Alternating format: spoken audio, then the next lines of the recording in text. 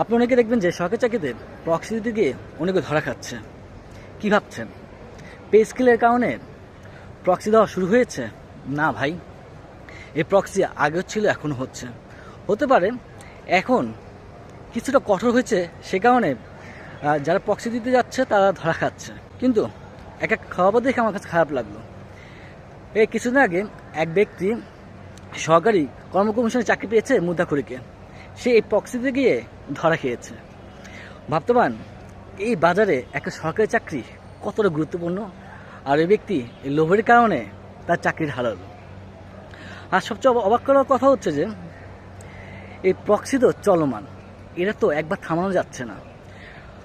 যারা ধরা খাচ্ছে তারা 3 মাস 5 মাস 6 মাস কারাভোগ করে আবার বের হয়ে আবার প্রক্সি দিচ্ছে।